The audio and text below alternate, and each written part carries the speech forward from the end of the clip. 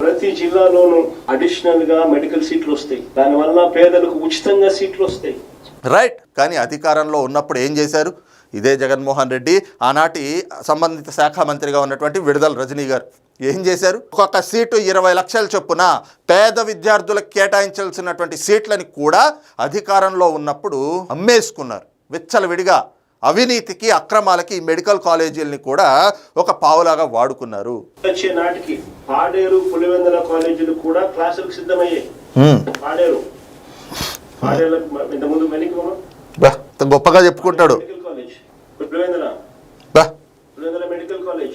Pulivendula medical college ప్రారంభించిన అనంతరం పరిశీలిస్తున్న వైఎస్ జగన్ గొప్పగా చెప్పుకున్నాడు. మొత్తం 5 కాలేజీలు ఏవో పూర్తి చేసామన్నారు. 3,000 కోట్ల రూపాయలు ఖర్చు చేసామన్నారు. 3,000 కోట్ల రూపాయలతో 2 కాలేజీలే నిర్మాణం చేశారా? లేదంటే ఆ పులివెందుల కాలేజ్ అని చెప్పాడు కదా, అక్కడ కనీసం వచ్చేటువంటి విద్యార్థులకి హాస్టల్ గదులు పూర్తయినాయా? హాస్టల్ భవనాలు నిర్మాణం జరిగినాయా? అక్కడికి కనీసం వాటర్ సప్లైకి ఏమైనా మౌలిక వస్తువులు కల్పించారా? అక్కడ కరెంట్ ఏమైనా అందుబాటులోకి వచ్చిందా? అవన్నీ కాదు. పోని విద్యార్థులు వస్తే వాళ్ళకి బోధన చేయడానికి వాళ్ళకి ప్రొఫెసర్లను ఎక్కడైనా నియమించారా? ప్రొఫెసర్లను తీసుకున్నారా? మేము వచ్చే నాటికే 3,000 కోట్ల రూపాయలు పనులు అయిపోయినాయి. 3,000 కోట్ల రూపాయలు మీరు దోచుకున్నది ఎంత, దొబ్బి తిన్నది ఎంత రోజున అడుగుతా ఉన్నారు. విద్యార్థులు అడుగుతా ఉన్నారు. అదే పేద విద్యార్థులు అడుగుతా ఉన్నారు. 3,000 కోట్ల రూపాయలు ఖర్చు చేసామని చెప్తా ఉన్నారు కదా. కాకి లెక్కలు, దొంగ లెక్కలు.